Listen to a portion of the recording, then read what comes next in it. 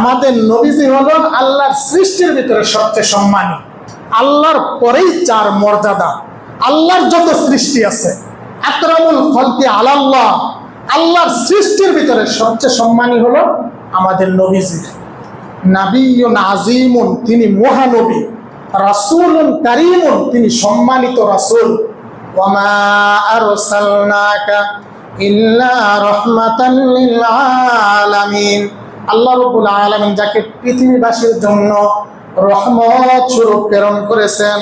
আল্লাহ বলেন, আনা সাইয়্যিদু ওয়ালদি আদম ইয়াউমাল কিয়ামাতি, কিয়ামতের দিন আমি বানি আদমের নেতা হব। আল্লাহ নবী নিজে বলেন, আনা সাইয়্যিদু বানি আদম ইয়াউমাল কিয়ামাতি ওয়ালদি আদম ইয়াউমাল কিয়ামাতি, কিয়ামতের দিন আমি বানি আদমের নেতা হব।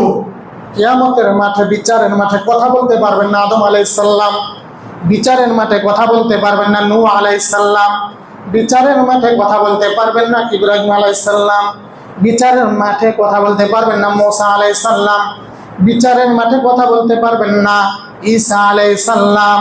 আল্লাহ রাব্বুল আলামিন বিশ্ব নবী মুহাম্মদুর রাসূলুল্লাহ সাল্লাল্লাহু আলাইহি সাল্লামকে মাকামে মাহমুদ দিয়ে, সর্বোচ্চ সম্মান দিয়ে আল্লাহ রাব্বুল আলামিন কথা বলার অনুমতি দিবেন। সুবহানাল্লাহ।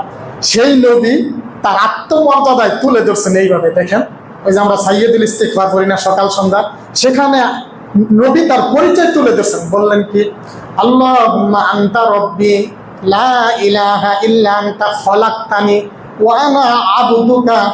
হে আল্লাহ, আপনি আমার রব, লা ইলাহা ইল্লা আনতা, আপনি ছাড়া সত্যিকারের কোনো মাবুদ নাই।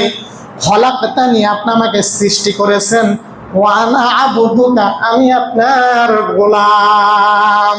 আল্লাহ নবী তার পরিচয় এইভাবে দিচ্ছেন যে আমি জন্মগতভাবে সৃষ্টির কথা বলতেছেন, খলাকতানি, আপনি তো আমাকে সৃষ্টি করেছেন। ওয়া আনা আবদুকা, আমি আপনার গোলাম।